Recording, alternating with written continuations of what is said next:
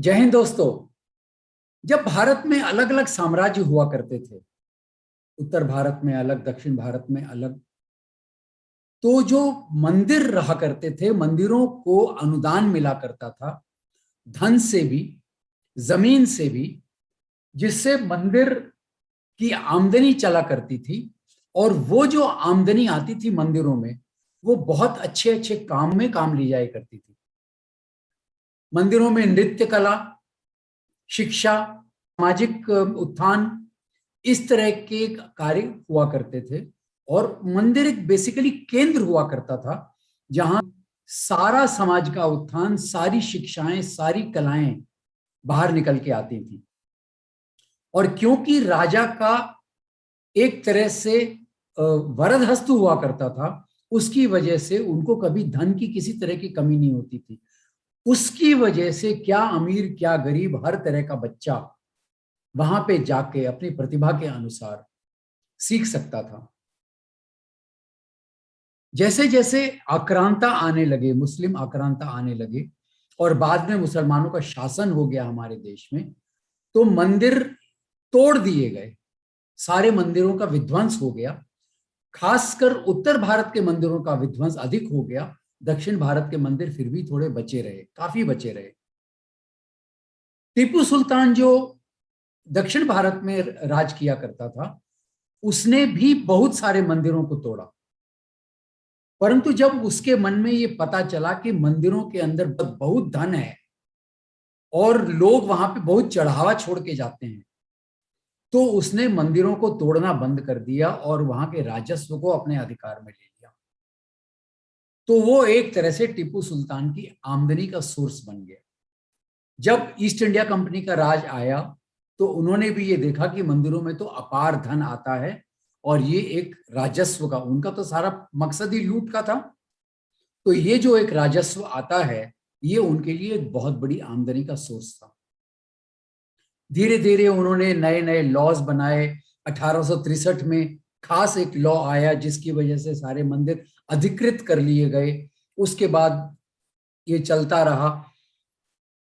1925 में इन्होंने एक एक्ट बनाया जिसमें सारे के सारे जो धर्म के मंदिर थे, चर्च था, मस्जिद था, गुरुद्वारे थे, और ये मंदिर थे, इन सारे के सारों को एक साथ उन्होंने अपने अधीनस्थ कर लिया। मुसलमानों ने एजिटेशन किया, क्रिश्चियंस ने एजिटेशन किया, सिखों ने एजिटेशन किया। हम ही लोग थे ऐसे जिन्होंने कोई एजिटेशन नहीं किया, और उसकी वजह से उनको पीछे हटना पड़ा। हिंदुओं के मंदिर जो थे वो तो फिर भी उन्हीं के अंडर में रह गए। चर्चों को छोड़ दिया गया, मस्जिदों को छोड़ दिया गया, और गुरुद्वारे के लिए उन्होंने एक अलग एक्ट बना दिया। और उसके एक्ट के तहत सारा का सारा जो उसका मैनेजमेंट था वो सिखों के हाथ में दे दिया गया। उसमें अंग्रेजों का कोई हस्तक्षेप नहीं था। कोई वहां के राजस्व, कोई वहां की जो आमदनी थी उसको अपने राजस्व में लेने की उन्होंने कोई उसकी प्लानिंग नहीं करी। तो अब ये देख लीजिए, क्योंकि हम लोगों ने आंदोलन नहीं किया, इसलिए हमारे मंदिर तब से आज तक, उस समय अंग्रेजों के वर्चस्व में थे, आज हमारी सरकारों के हस्तक्षेप के अंदर। भारत की स्वतंत्रता के बाद क्या हुआ? कोई बदलाव नहीं आया। नए नए लॉज पास होते चले गए, और आज 4 लाख मंदिर हैं जो सरकार के नियंत्रण में, केवल और केवल इसलिए कि वहां पे सारे के सारे हिंदू कुछ ना कुछ धन जाके चढ़ाते हैं, और वो धन जो है एक बहुत बड़ा राजस्व के रूप में धन सरकार को मिल जाता है। एग्जाम्पल्स आपको बताता हूं। जम्मू एंड कश्मीर के अंदर वैष्णो देवी मंदिर है, वो तो सरकार के उसके अंडर में है, लेकिन कश्मीर में ही हजरत बल दरगाह है, वो सरकार के अंडर में नहीं है। काशी विश्वनाथ मंदिर सरकार के अंडर में है, परंतु उसी के पास ज्ञानवापी मस्जिद सरकार के अंडर में नहीं है। केरल में पद्मनाथ स्वामी मंदिर सरकार के अंडर में है, लेकिन उसके पास ही बना चर्च और मस्जिद सरकार के नियंत्रण में नहीं है। तिरुपति देवस्थानम सरकार के अंडर में है, लेकिन उसी के पास की मस्जिद और चर्च नियंत्रण के बाहर। और इस तरह के अपार एग्जाम्पल्स मिल जाएंगे जो यही हैं, और हमारे ही मंदिर जो हैं वो उन्होंने अपने अधिकृत कर रखे हैं। चर्च और मस्जिद की सारी जो नियंत्रण है, जो अधिकार है, वो उन्हीं लोगों के अंडर में है। उसका पैसा उन्हीं लोगों के पास रहता है। उनके कर्मचारी, मस्जिद के कर्मचारी सारे मुसलमान होते हैं, चर्च के सारे कर्मचारी क्रिश्चियंस होते हैं, परंतु हिंदू मंदिरों में जो कर्मचारी होते हैं वहां मुसलमान भी हो सकता है, वहां क्रिश्चियन भी हो सकता है, कोई और भी हो सकता है, केवल और केवल इसलिए कि उनका अधिकार जो है वो सरकार के पास है। और सरकार जो है वो सो कॉल्ड सेक्युलर है। मैं वर्ड सेक्युलर यूज नहीं करता हूं, मैं शब्द यूज करता हूं सिक्युलर, अनफॉर्चुनेटली। और ये जो मंदिरों से जो धन प्राप्त होता है वो कहां काम में लाया जाता है?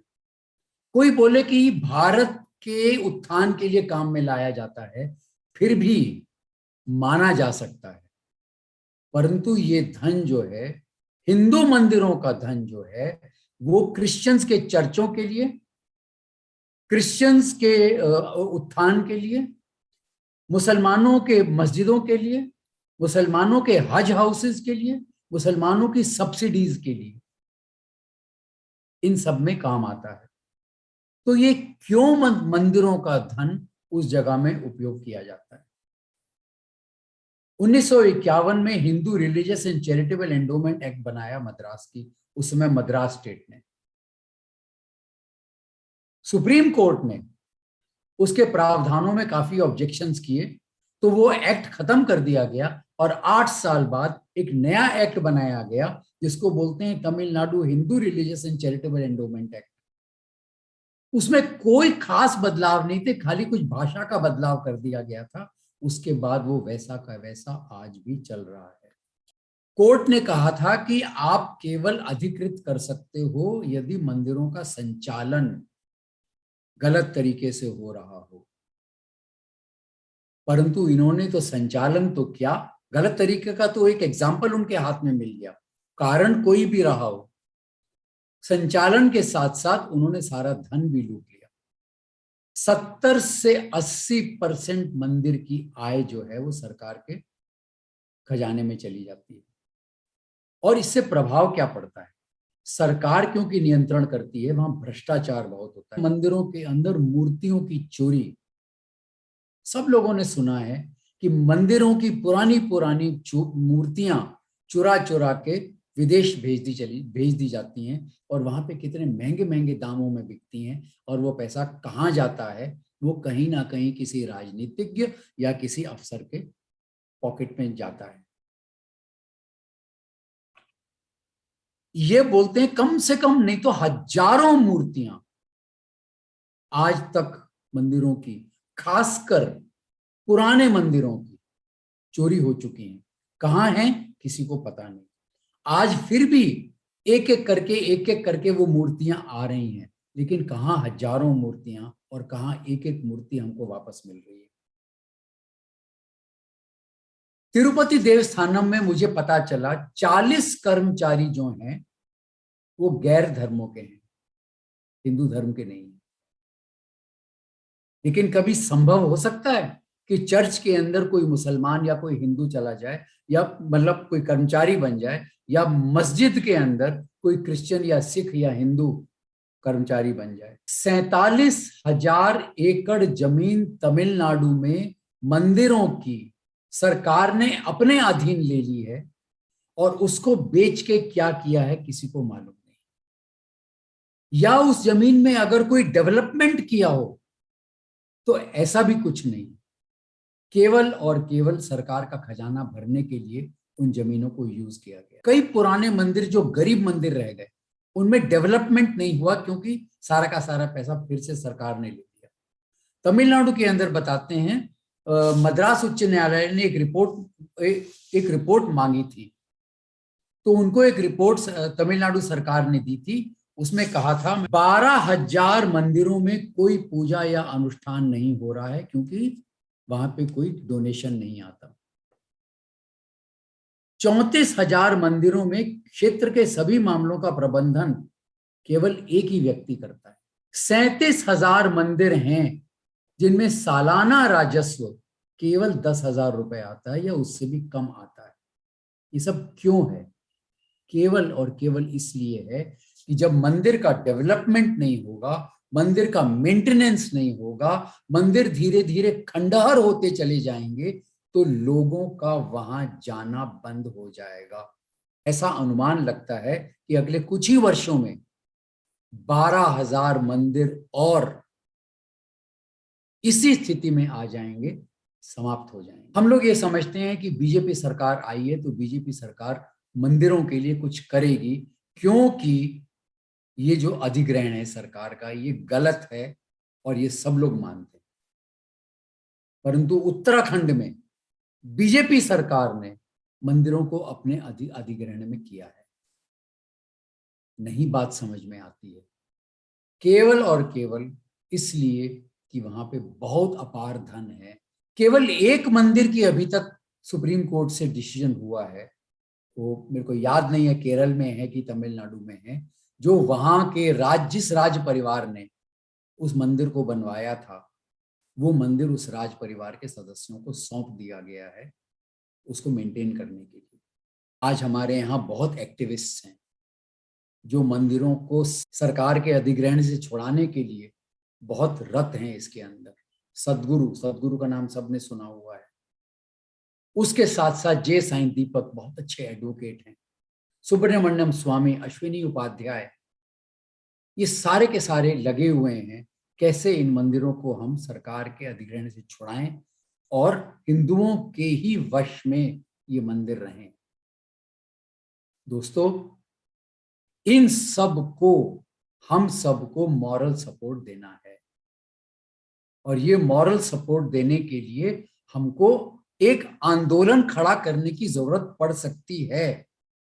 सबसे जरूरी बात है, ये हिंदू के धर्म का मामला है और धर्म के मामले में कोई भी हस्तक्षेप नहीं कर सकता, और वो हस्तक्षेप अगर कोई करेगा तो ये एक्सेप्टेबल नहीं होना चाहिए। ये मेरी धारणा है और मैं अनुमान करता हूं कि बहुत सारे मेजॉरिटी हिंदुओं की ये धारणा रही। एक बात मैं आप लोगों से पूछना चाहता हूं, हम संविधान की बात करते हैं, संविधान में कहीं नहीं लिखा है कि हिंदू मंदिरों के साथ गलत व्यवहार किया जाए और चर्च और मस्जिद जो हैं उनको छोड़ दिया जाए। कहीं ऐसा नहीं लिखा है। हर जगह संविधान में ये लिखा गया है कि बराबर का व्यवहार सब जगह होगा। संविधान का नाम ही यही है, संविधान, समान विधान। तो फिर ये समानता क्यों नहीं है और इस तरह के लॉज पास क्यों हुए हैं और सुप्रीम कोर्ट ने अभी तक अपने खुद से इसको सुओ मोटो जिसको बोलते हैं, सुओ मोटो उन्होंने इसको अपने अंदर क्यों नहीं लिया है, ये मुझे बात आज तक समझ में नहीं आई।